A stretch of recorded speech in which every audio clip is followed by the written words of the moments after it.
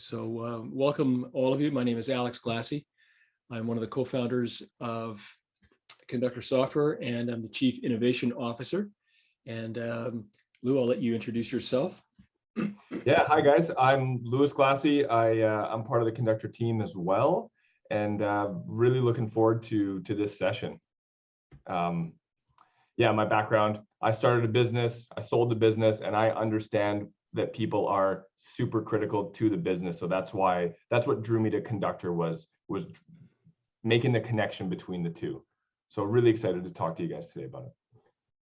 Yeah, thanks, Lou. It's and so Lou, you're going to handle the practical side because I don't think I can see some things when I give over my screen to the presentation. But just a little bit before we get going, this I just want to give you a bit more about my background that some of you may not know. Today we're talking about consultants to consultants, and that's my career started off years ago in technology, but then I sold a firm into a consulting firm, and I spent 5 years with one of the majors, one of the big fives back then. So I'm really intimately familiar with what the consulting world looks like, and you know, kind of what's driving you. Back then, and it still is this way today, consulting firms were a fiercely competitive lot, and they competed, you know, back then on methodologies and technology. Even back then, big ideas, right? We want to have the next big idea. We want to capitalize on that, and the reason that we want to have the next big idea is because that's really our job as consultants, is to be on the tip of the spear, looking around for what's next, and then bringing that news back to our clients who are busy doing their day jobs of executing on their particular strategy. So we're the kind of the bird dogs, if you will. And that focus on technology was really important to me in my career. My first company was a software company. And so our focus on technology then allowed us to become, within 5 years, the fastest growing company in Manitoba, Canada, which is where Louis was born. And just after that, when I sold that company, I started another company which was doing online work. And we used technology as a competitive, well, to be very polite about it, you know, it was a competitive differentiator. But we were the 250th company entrant to start up in this particular rapidly growing field. And we used technology to really differentiate ourselves from our competitors, and became number 4 in size in just about 2 years, and then sold the company a year and a half after that. So we really understand this sense of technology and why it's so important to us. The now is another such time and inflection point, I think, for consultants. And that's what we're going to talk about today, is that the tools that we're using right now, we're on the cusp of, or are passing over this cusp into kind of what the next wave is. And so for those of you who are on this call, I know you're aware of it. That's why you're here. And let me kick over to the deck. Whoops, I got to share my screen first, right? Lou, keep me on the straight and narrow here, man. Okay, you gotta make sure you share your screen. Thank you. Okay, so we should be able to. Are we good, Lou? Yep. Yep. All right. Thank you. Thanks. So it's not just the people assessment tools don't link to business performance. I think that's absolutely true, and vice versa. It's absolutely true that any single tool doesn't give us a full picture of the world in which our clients play. But in addition, we need to keep thinking about the size of data and the availability of data that's out there, and analytics, and other innovations that are coming down the pipe that will help us to create deeper insights and put those deeper insights in front of our clients. That's what today is all about. I think that's what the next couple of years are going to be all about for us. So for those of you who are just joining us, welcome. You're right on time. We're just about to get cracking here. We'd love to hear from you. And so make sure you find your chat and set your chats to, panelists and attendees. And if you got something to say, and just chime in there. So let's get rocking. So a little bit about 30 seconds background. Why we call the company Conductor is because Conductor supports every person in an ensemble to play their best together. And we think that that is absolutely fundamental to the world of work today. We want every person in every organization to feel safe and be productive at work. So feel safe and be productive. We think those are inextricably linked, and we can't do it by ourselves. We need your help.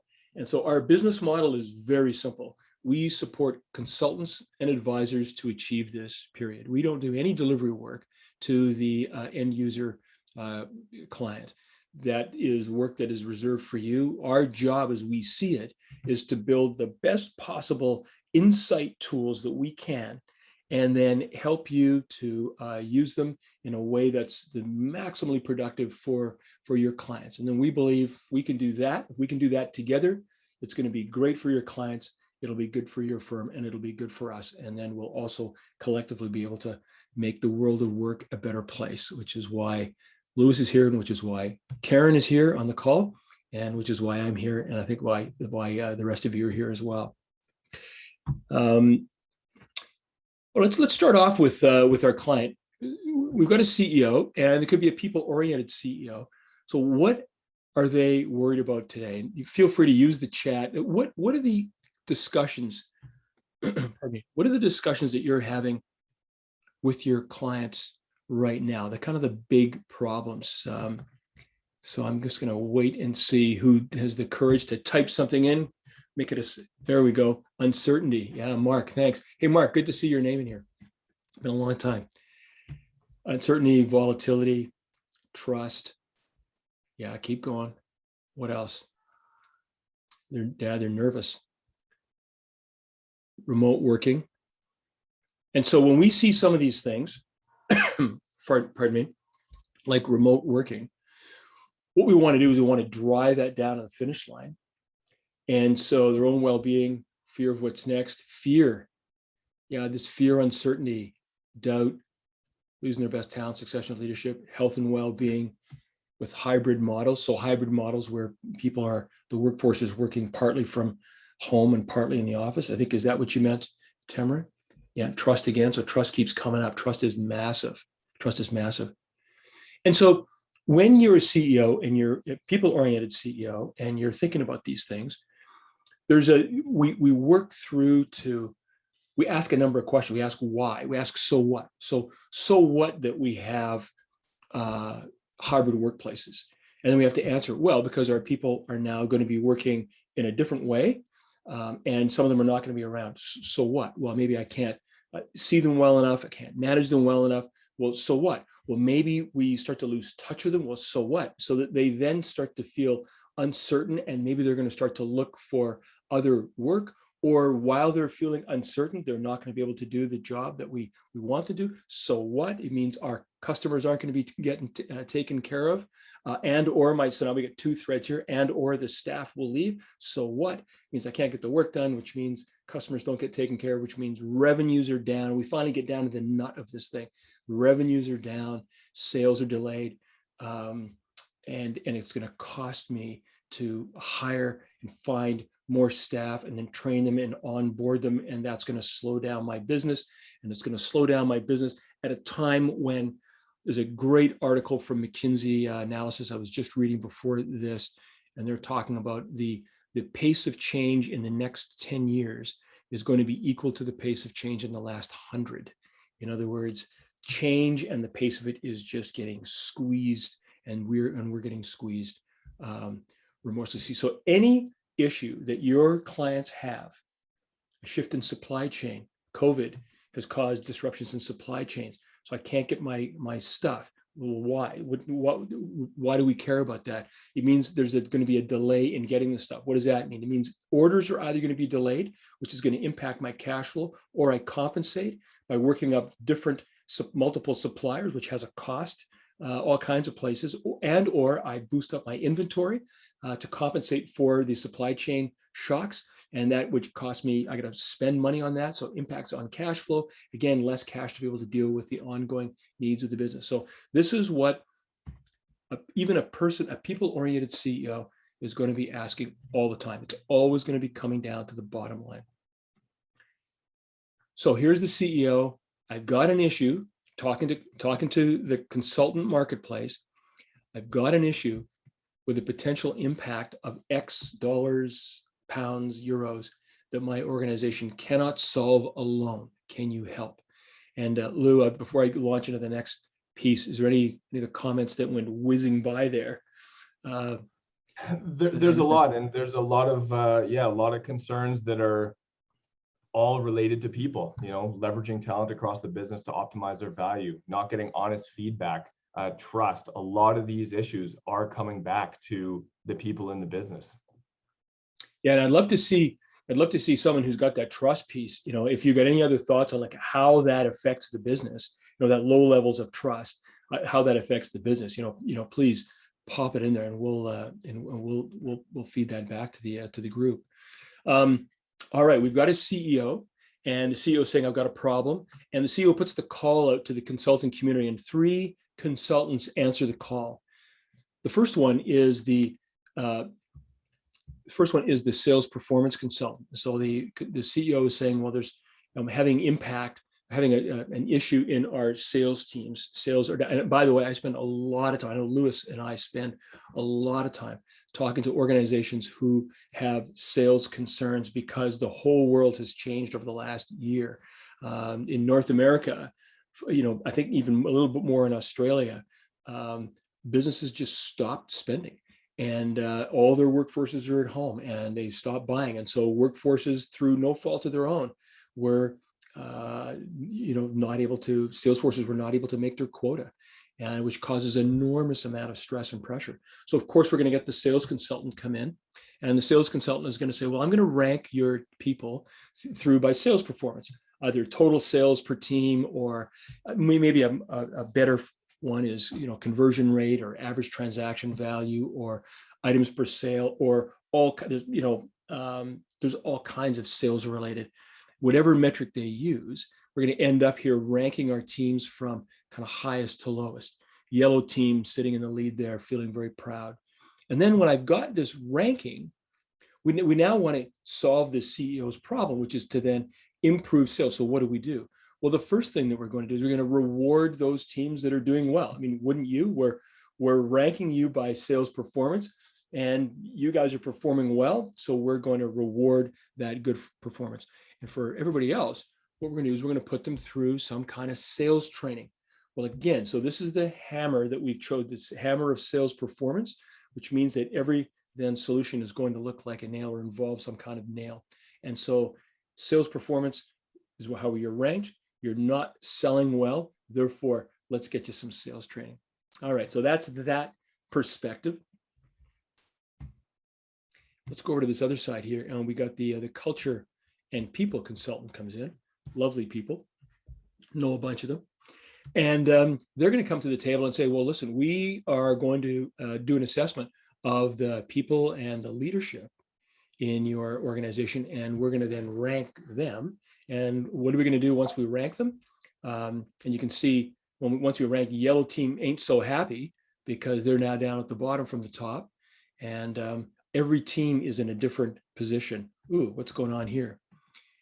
Once we got them ranked, we're going to reward them. Hey, listen, we're ranking you on leadership, and your team is well led. Therefore, good on you. And those teams that don't fare so well, we're going to provide you with leadership training, because that's the hammer. That's the lens through which we're looking. Does that make sense? Let's see. We got a trust discussion going on there. We'll have to get, Louis, we'll have to, at a pause in the action, we'll have to go and dip into that. Yeah, it's great. Trust the messages filtered through the organization to encourage the best out of each staff. Leanne says lack of trust can spread like a disease in the workplace and affects organizational culture. It also affects engagement, collaboration, workplace energy, retention, productivity, customer service. Wow. Everything. It goes on and on and on and on. And so the culture and people consultant right here, maybe they're onto something. Maybe they're measuring trust and how well the leader is trusting staff, or how well staff feel trusted, or something like that, which is great. Top to bottom, we've got them ranked and we've got them rewarded, and we've got some more leadership training on the topic of trust, let's say, which is great. Of course, we have another consultant, and it'll be the conductor consultant comes in, and the conductor consultant borrows the two axes, this axis, the orange axis from sales performance, and here the purple axis from culture and people, and puts it at the bottom here and says, you know what, things aren't quite so simple as they used to be 10 years ago. We can now analyze and assess both of these things, and we should do both of these things because we think that if you have one eye, you can see reasonably clearly, the other eye, you can see reasonably clearly, but with both eyes, we have good stereoscopic vision. We can see things even better. And there's a best isn't at the top, best is kind of at the northeast. We've got the green team, who we know is high in sales performance and also doing very well in the trust of their people, let's just say. And then the red team, of course, is in the opposite. And the yellow and blue kind of mixed results. So what happens with this? Let's take a look. What's going on with the yellow team here? Yellow team is being, in the sales performance area, is being rewarded for performance at all costs. The yellow leader is being rewarded for poor treatment of people. This is reinforcing the negative culture, and it's a classic culture in many sales organizations, particularly old style sales organizations. I mean, I grew up in some of those organizations where you're just absolutely driven to perform. Nothing else was important. And Lou, you honed your teeth in the kitchen. What kind of culture is that? Yeah, I did. I grew up I grew up as a chef, or rather spent many years as a chef. And you work in kitchens with the stereotypical screaming high pressure chef, and it drives people out. It drives people out of the industry, and you end up losing people who are strong, creative, good teammates. Because if you've got this constantly perform at all costs and don't worry about the people, then the people just go through the meat grinder. That's right. And so what you're left with, is thick-skinned people who are able to work under that. But even there, I mean, the rate of problems. I mean, drinking, for example, the classic madman, drinking, and the same thing in the kitchen as well, right? All kinds of stuff like that. So we're reinforcing a culture of negativity here. And then we go to do some sales training. But what we can see from the blue and the yellow teams down here, so yeah, they're not performing well, but there's something else going on that's not just my understanding of sales. When we take a look at organizations now are pretty good at understanding that we have to pay our people and we got to train our people to do the job. We know those things, and we do a pretty good job of doing it. And yet what we find is that those things which would get us to just about, we're good enough in the old days, 5 years ago, 10 years ago and older, it turns out that there's this piece at the top that is of performance that you can't unlock with just simply paying people, no matter how much you pay them, and training them, no matter how much you train them. And so what's happening here, I think, is that we're providing people with training for the wrong things.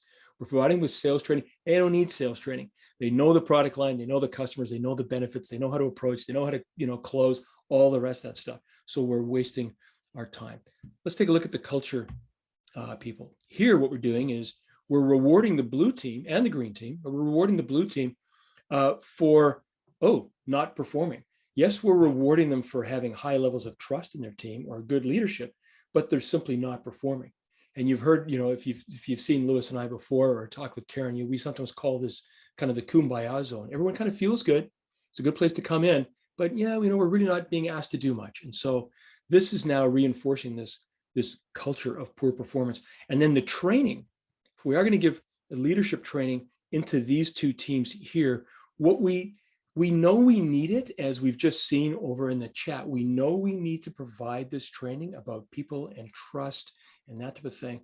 But if we're just giving generic purpose leadership training, it's not deliberately focused on performance. And so again, we're not really getting at that last 10%, that piece at the top, paying, training. We're not really getting at the top here. So when we take this all together, this is what we end up with.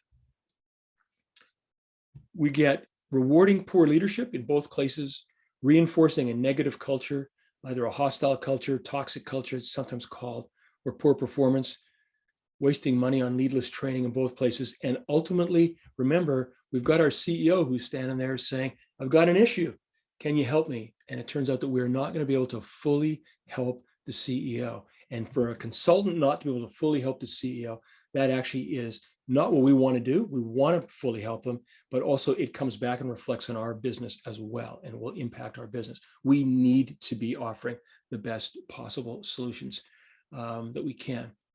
The other thing that I do want to talk about is this link between people and performance. And there's a link there, and that's called accountability. We just found we can't just drive people. It's not going to work. We can't just make them feel good. That's not going to work. We need to find that magic. Actually, it's this way, isn't it? Going to northeast.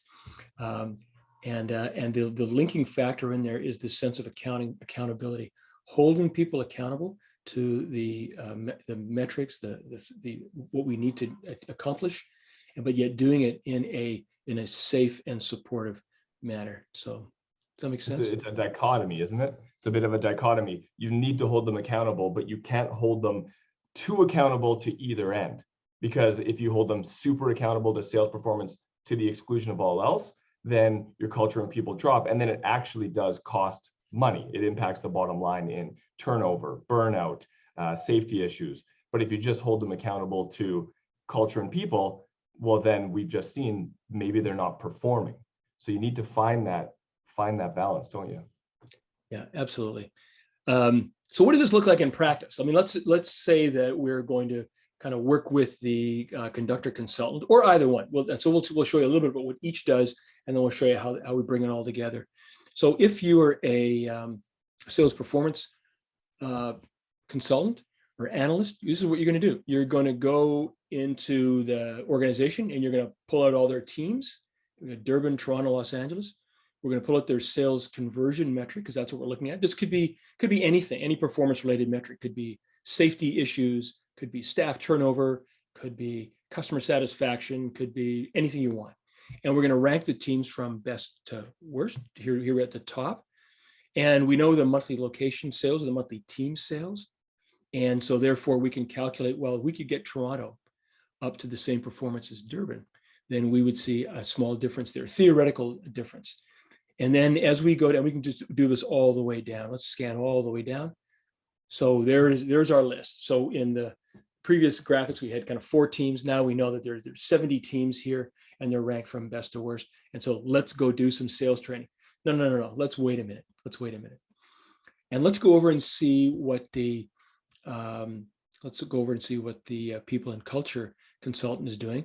And they're doing something quite different. They're going to all the teams. There we go. And they're doing an assessment of how well they're doing. By the way, this is one of and people who have seen this before, this is a huge innovation in people management over the last 22 years, is the concept of psychological safety was revived in 1999. The concept of psychological safety has been found over the last 22 years. It just keeps being reinforced and reinforced by the literature and other research, that it is the #1 driver of workplace behavior. So if you want your people to do well at work, you need to first of all make sure that they are psychologically safe. And so that's what the people and culture people are doing here. They've done a psychological safety measurement, and across the 25 different threads that together make up the sense of psychological safety, and they've ranked the teams from top to bottom, as you can see, all the way down. And now what I'm going to do is we're going to do some trust training. No, we're not. What we're going to do is we're going to get deliberative about both these things. I'm going to start to bring them together. And this is what happens when you bring these things together. We now, for the first time ever, are able to actually we're paying people well, we're training them the basics of their job, and now we have this piece up at the top, this 10% of previously unexplored performance that you can only get when you actually are able to see both sides of the equation, the performance and the people. And so that's what we're doing here. We've got the sales conversion rate on the left-hand side on the y-axis from lowest to highest. We've got the people score, the trust score, if you will, from lowest to highest down at the bottom. Here we're using psychological safety and its leadership influence. This is Tamara, your concept of trust was bang on. Psychological trust is what a leader thinks that they're doing with their people. Psychological safety is how well they feel trusted. So Lewis, as a leader, says, I trust you, Alex. Alex goes, I kind of feel a little bit trusted. So there are two different things there's two different sides of the same coin, but two very, very different perspectives. And that's what we're measuring here is how much is the leader impacting the sense of psychological safety in each of these teams. Now, listen, anyone can put two things on a graph and scatter the teams across them. But what we're also doing is we're doing some statistical correlation. And any number over 0.25 means that we got to start to pay attention here. 0.25 is good. 3 and over is even better. And what this says is that these two things are related, that when I find teams that have got high psychological safety, I'm more than likely to find high performance. And if I see a team that's got high performance, I'm more than likely to see a team that's got high psychological safety. It isn't perfect. So we all know there are a bunch of different things that go into sales and sales performance. And you do need to have your sales performance consultant make sure that you're covering off all the basics. But when you've done all that, the piece that's left over is this right here. So that's that green line here that relates to, that's the slope of the correlation.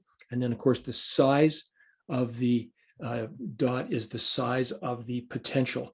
And we took that size of the potential from the sales chart that we just saw. Now, this isn't just sales conversion. We can actually do it again, as I said, on any metric. And so this is the same chart, same organization. This is real, this is live data, and this is customer satisfaction going across the y-axis. We've still got the same leadership influence. Leadership is impacting everything that's going on here. And you can see that the correlation is even higher. So if you want happy customers, you're more than likely to find them in your high psychological safety, team. I'm going to pause there for just a minute. We've had 43-degree temperatures here, which we're not used to. So I'm going to have to, I learned in Australia, you have to drink fluids. So. Well, and to that point, it makes sense anecdotally when you think about it, doesn't it? If you work in a retail organization or you work anywhere and you make a beautiful holiday display, and then you go to your boss and you say, hey boss, I made this great display. I'm super excited about the customers seeing it and I have some ownership over it. And then your boss says, yeah, you know what, Lou, I'm not paying you to think, just get back to work. Well, you're going to go back out and you're going to feel deflated. You're going to feel possibly humiliated, like your opinion's not important. And the next customer that comes in is going to not be greeted by an enthusiastic employee who has ownership over their job. They're going to be greeted by somebody who is completely disengaged at best and at worst hostile to the customer. So this is something we kind of all know in our hearts, but the science backs it up, doesn't it? Well, not only the science that backs it up, but so you're absolutely right. But the science is actually pretty nuanced, and so even when we are incredibly socially oriented beings, we're very, very sensitive to how a person is feeling, and that feeling in that person is actually getting transferred onto us. Their emotions are contagious. And so it doesn't just necessarily have to be that you're hostile or ignore me. It's just like, you're just not quite on today. And that's what we're seeing in this range of teams here. We're seeing a range of teams that have a full spectrum of psychological safety in their teams. And in here, there's a crowded, so they're crowded. And yet it's so sensitive. And the tools that we've now got, the instruments that we've now got are so sensitive that allows us to tease that apart and establish the correlation. So it's absolutely amazing how teams work. And this, we do this day in, day out. So we've seen this going on in organizations all over the world, different metrics, different teams, different leadership styles, but it comes down to the fundamentals. If we're looking after our people and helping them feel supported, gently supported to meet the goals that we've set for them, then guess what? That's how we get to high-performing teams. So not only is this a good picture, but then now what do I have to do with it? Because my CEO is standing there going, you got to solve my problem. So what we've done is we've got some great insights, but insights are just the first part. Now what we've got to do is we've got to help to unlock this. And that's what we can do here is we can go through, there's 4 distinct pieces here that we can use to unlock the performance.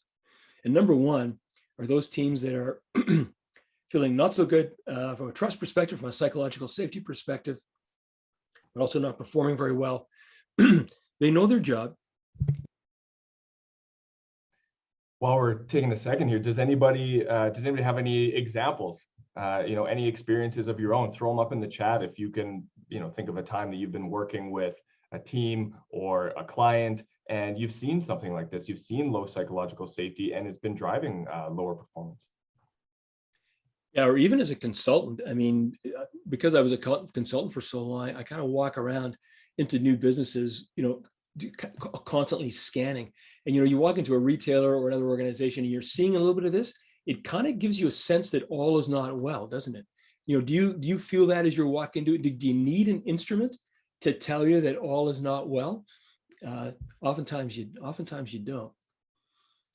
Number one, we're down here and we're going, this team is not performing well. But if I were to bang on about them with regard to numbers are inherently challenging. They already know what they're supposed to be doing. They already know that they're not performing. They simply have found that they're unable to do that. And so if you walk in there with sales training, they know that what they really need to have is a boss that doesn't humiliate them or a boss that manages them better. And so what you're creating, again, is this culture, this disparate messages in the organization, which is you're the problem because you don't know how to do sales training. You know how to sell properly. We're going to force feed you some more training until you get it right. Is there? I'll pause there for a minute and let the chat catch up with us. Yeah, Temery says, I've observed low psych safety drive projects forward, even though they should have been scrapped, which is interesting. So I'm hoping for a bit of expansion on that. Julie says, absolutely. I train mental health first aid, and the behavior of some people in that space highlights why so many organizations are not safe. We need detail. Yeah, exactly. Recently observed the huge unexpected redundancy take-up during really poorly managed organizational change. Yeah, amazing. So unexpected redundancy, that's right. Anyone volunteer for a package, and everyone volunteers for a package. Is that what you're meaning? Mm-hmm.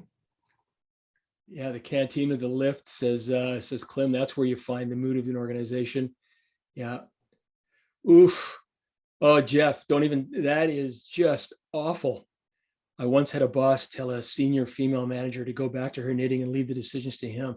That's that sense of that, just talk about not inclusion. That is just a sense of complete exclusion.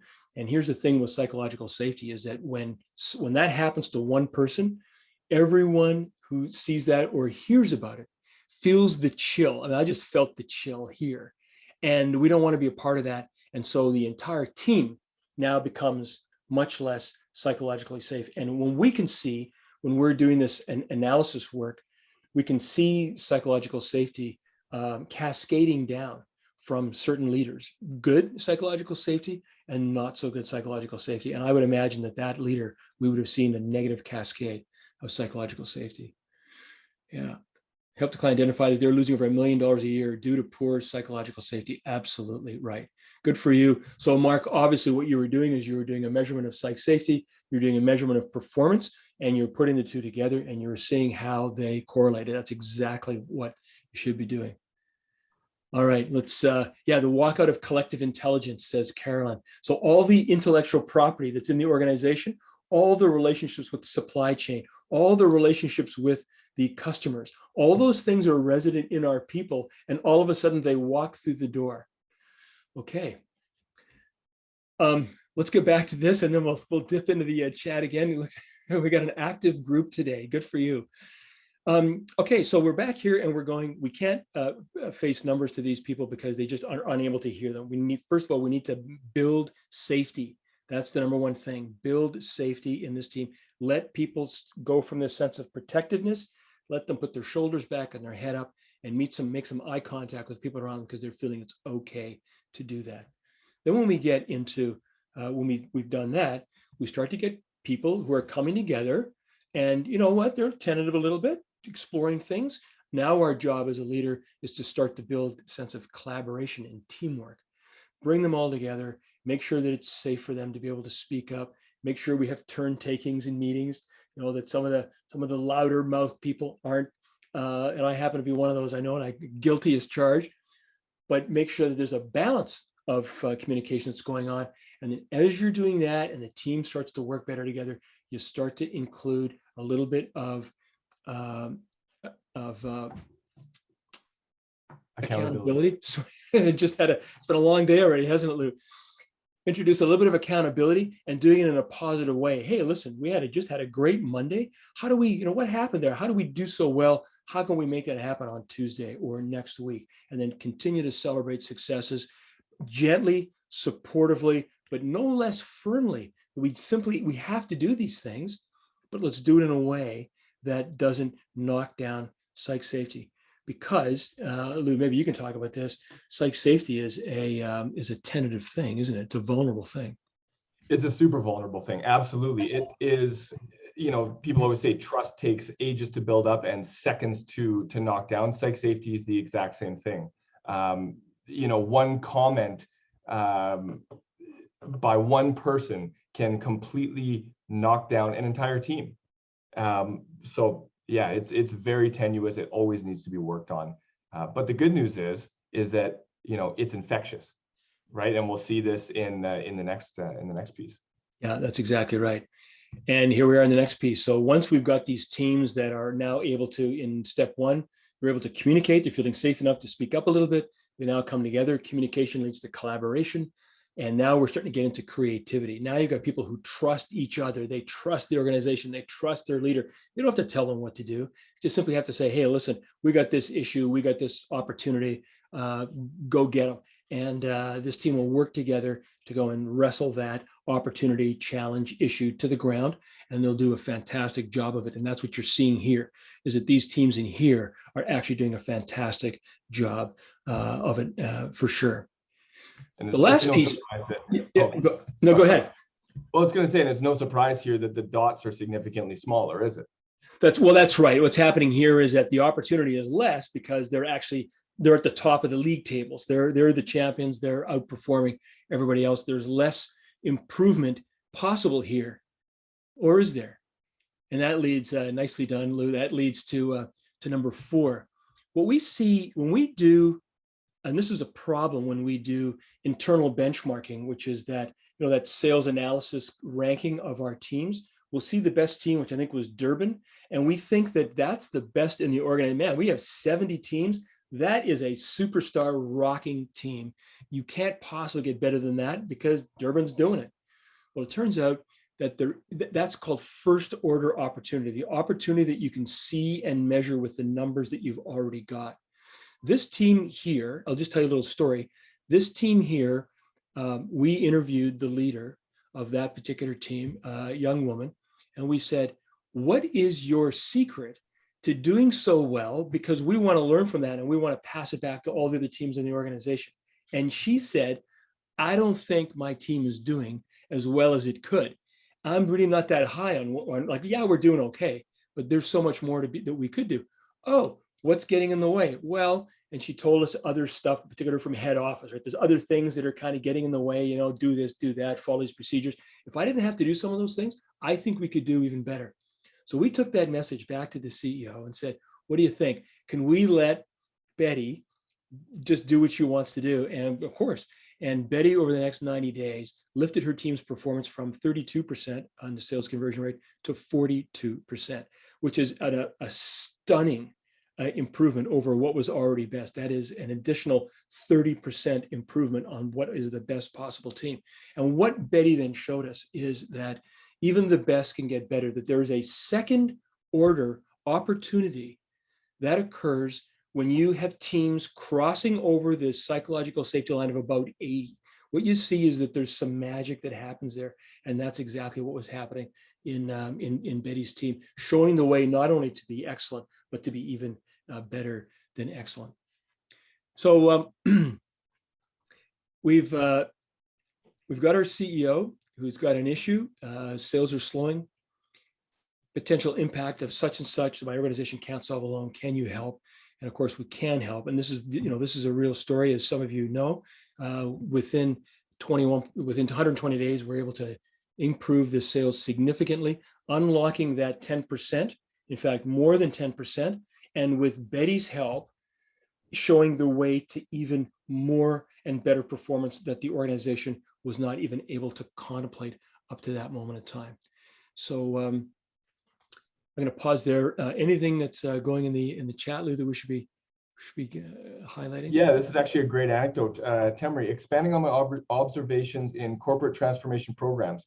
Some project team members observed critical risks in projects, but due to a lack of psych safety, they wouldn't raise the risk, or the risk was not heard. The projects proceeded when they should have addressed those risks, or at least pivoted. Many aspects of what was delivered was not effective in terms of the anticipated ROI. Yeah, I mean, let me just speak to that for just a minute, and then if there are other comments, you can get to them. But Temery, you're absolutely right. What we see in that second chart, the full color map of the people, we see that is a very, very useful chart when it comes to change and transformation projects, because the green teams are actually able to change. They're, in fact, you need to give them challenges. That's, they want challenges. You want to keep them interested and engaged. You give them challenges. Those are the teams you put on the tip of the challenge spear. They'll figure things out, because there's always bumps along the road for any change project, any transformation project. Let them figure it out. They will. They'll be delighted to. They're proud to do that. And then the red teams, you simply can't impose any change. They're brittle. They'll fall apart. They'll take the early buyout. They'll quit. They'll find other opportunities. So what putting the green teams up front allows you to, gives you time to then bring the other teams along, do the work, prepare the ground for the change. And that's exactly what these tools do, is they show you exactly where we need to do that work. And then, because of the sensitivity of some of these instruments, does exactly what needs to be done to bring that team so that it can be into the, the blue and the yellow range, and then into the green range, so that they can manage the change as well. So well done, well said. And just to that point, I mean, a team without a goal is just a group of people. Teams want goals. You just need to build the psych safety in order for those teams to be able to accomplish those goals, don't you? Yeah. So quick question from Julie. Yeah, go ahead. Does this speak to the maturity capability of the teams/organization? So I'm not quite sure what you mean. Does this speak to the maturity capability of the teams and organizations? I mean, I think it does. If I can just answer that generically, Julie, I think it has to do with the maturity or their awareness of people. That people are critically important. Listen, if you had one employee, let's do that. If you had one employee, how would you, and that employee now is responsible for 100% of the output of your organization. How would you treat them? You treat them very, very well. And if you hired a second and third and fifth and 100th employee, you'd know that those 100 people were responsible for 100% of the output of the firm. And how would you treat them? You'd treat them very well. And somewhere along the line, between 1 or 100 and 1,000, somewhere along the line, we lose track of that. We start to run our businesses by the numbers. And when you run the business by the numbers, you forget that there's actually people there. And those people need to continue to be treated well. And if they do, then guess what? You'll make your numbers.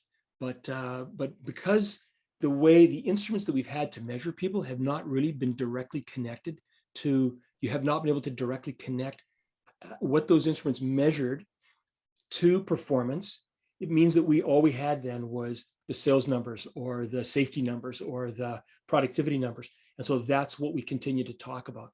But now that's the real innovation, and that's the gift that the psychological safety gives us.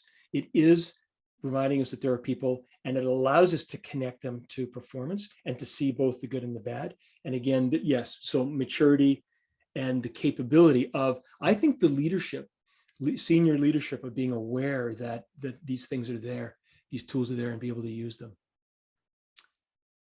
All right. So we've got this tool now. We've got this Conductor tool, and as as consultants, think about the tools that we use. I know that I'm still a consultant in the back of my head. My formative professional years were all spent consulting.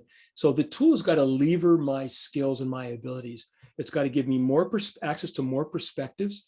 It's got to give me more and deeper coverage into the organization.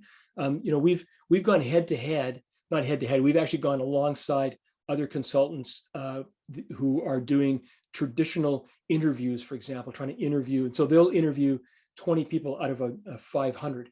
We'll do a survey against all 500. It took them 10 weeks. The one I'm thinking about right now, it took them 10 weeks to do those interviews, synthesize it, and come up with their issues. It took Conductor 10 days, to do the setup, run the survey, and then the analysis is almost instantaneous. And what we found is when we put the two results side by side, they were equal. And we were going deeper. We were going more nuanced. They only had 20 people, and they were extrapolating from 20 people. We had a much higher number of people. So more coverage, more nuance, more analysis, and then leverage the power of the analytics, the data, and the computing power to get even better insights, and of course, be faster. The consultant that was doing that 10-week course now uses Conductor to do the work, because they can get in there and do it less expensively, faster, same quality or better, more nuanced, and they've got more budget. The client's got more budget now to deliver the outcomes and the changes. So before we go any further, I wanted to talk about another story right here, just to show you another aspect of some of these tools, this kind of the sensitive nature. This was a senior leader of has now become a friend. The senior leader of an international communications company called me up, said, "Alex, we are about to go through a major transformation project on the sales side. I've got my 10 people who are my senior leaders, and I want to do a quick assessment of them, see how they're doing, make sure that they're as individuals ready for this change." So we took we did this in 3 days. We phoned, we talked to the senior leaders, we did a quick survey, got these results back. And for anyone who knows Conductor, you'll know that these are absolutely outstanding results. Overall, a team 85 score out of 100, which is great. Lots of green. Green is good. Yellow is slightly less good, but still we're really close to 80 here, which is the cutoff line. This is an excellent, excellent team. And my friend was very pleased and was just about to say, "Right, we're ready to go." And I said, "Oh, hold on for a second. The beauty of the tool is we can slice and dice the information by all kinds of things, length of service, whether the person is a leader or not, their job title, ethnicity, or gender." Let's take a look at gender here. This very simple analysis between males and females on this small team shows that there's a big difference in the psychological safety between these two teams. And I'll show you, there's 3 questions in particular where there's a big gap. And the biggest gaps are in these 3 questions: E2, A4, and A3. E2, work is allocated fairly in my team, or as they're reporting here, work is not allocated fairly in my team, or not very fairly in my team. I feel my manager trusts I will do what is expected of me. I feel my manager trusts me. No. I feel able to influence decision-making in my team. I don't feel able to influence decision-making in my team. These are senior leaders. And well, we know, fairness is absolutely critical. Try cutting a cookie in 2 with your 2 kids. And if there's any kind of, once one piece is slightly bigger than the other, you're going to hear about it. And so I had to, when Lewis and his sister were growing up, I had to make very certain that cookies were cut in half. Just give them a cookie each and be done with it, right? As long as the cookies are exactly the same size, right, Lou? Yeah. To this day, though, not even just when we were kids. Yeah, well, exactly. And fairness, even as kids, yes, but you're right. As adults, I mean, I'm much older than that, and fairness is still really important.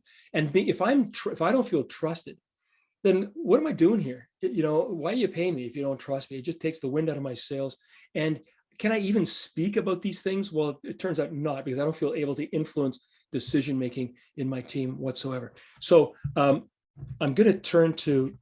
I've got a note here, because this story does not have a happy ending. Sorry, give me a second here. I got it teed up here. So we did this work, and very insightful. And then I sent a message to my friend 4 weeks later, just to check and see how he was doing. And I didn't hear from him for 2 weeks. And then he sent me back this email. He said, "Hi, Alex. I apologize for not responding to your email from 2 weeks ago. The insights you shared with me and my team were deeply thought-provoking. However, I didn't treat them with the urgency they deserved. Since we last spoke, 2 of our female leaders have accepted leadership positions with other firms. Suffice to say that the last 2 weeks have been very difficult for me and the team. Again, many thanks for the time you spent with us, etc." This is the thing about psychological safety, the sensitivity of this instrument, of this insight, and then of the instrument, is that this is a leading indicator.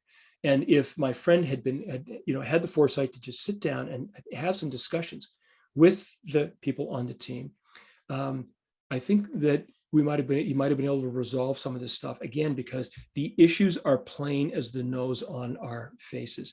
And in the meantime, what happened is that he's now going into a major transformation project, short 2 members of the team. So those seats are going to be vacant for a month, 2, 3 months.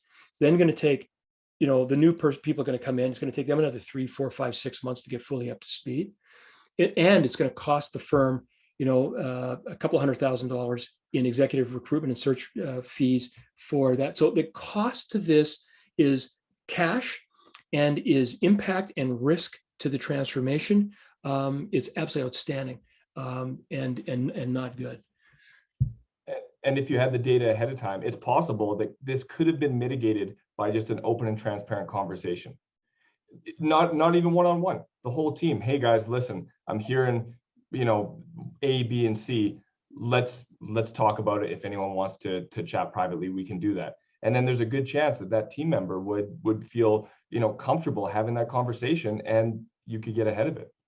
That's right. There's all kinds of ways of coming at this particular thing, including an inclusion one, a discussion with the entire team, or with the men of the team, just going, hey, you know what we're seeing? This is what we're seeing. So what's going on?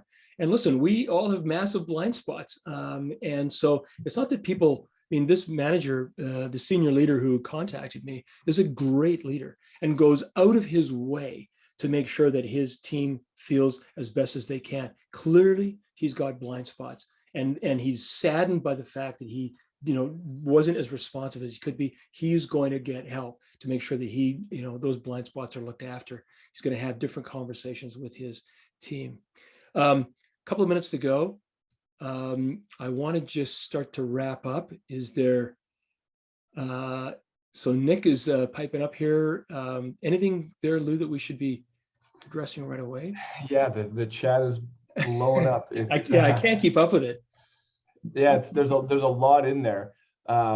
Karen's doing a great job of taking care of some of the good questions here. One from Klim: does this require a different focus on leadership training? And if so, what would be critically different? Absolutely, it requires a different. Absolutely, we are going to need leaders who are aware that staff are important, and that the feelings that staff have are important, and that they're, just by virtue of being a leader, even a supervisor, just one level up, the impact that we have, a raised eyebrow, a wrong sentence, or a right sentence, go an incredibly long way to having people, to impacting how people feel, and not just one person. Even if there's one person on your team that really needs some help, if you get frustrated with that person, the entire team is going to feel it. So our awareness as leaders of the impact of us on the performance of the team as people, and then that it translates into performance. It means that if you're banging on hard about numbers because you need to get your numbers, you're actually being counterproductive. You're working against your own interests by doing that. So I think there's a sea change in leadership, and you can see it in the literature over the last 3, 4, 5 years. There's a swath of new stuff that's coming on board that talks all about this. And a lot of leadership training doesn't even include psychological safety. That's Currently. Yeah, that's exactly right. Yeah. Management is cause, everything else is effect. Ian Lumsden, you've said it. That's exactly right. We've got some good, Nick's got some good suggestions for some reading material. Nick, you're always on top of these books, aren't you? So what we can do is we can share some of that stuff, Lou. Let's make a note after this. Let's pull out some of those things, and we'll share it back with everyone, because they'll lose visibility on the chat. Yeah, just a couple more came in. I know we want to respect everyone's time. We have time for a couple more questions, correct? Yeah, we do. Okay, great. So Robert asks, what other ways can you slice the data in addition to gender?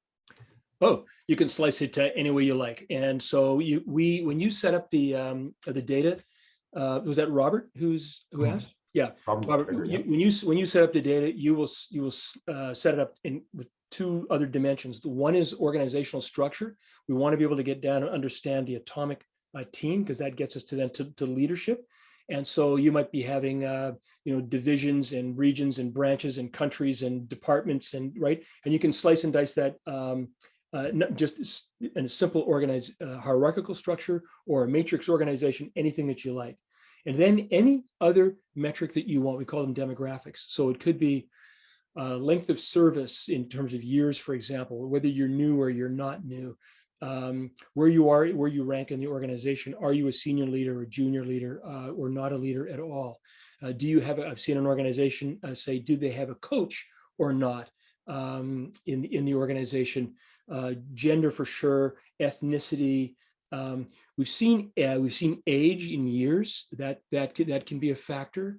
What else? Oh, type of labor, whether you're full-time, part-time, casual, anything that you can think of. Just figure it out, have those discussions with your client, figure those out. If they got the data, you can pull it into the system and let the system do the analysis for you. This is, again, back to my analytics CPU power.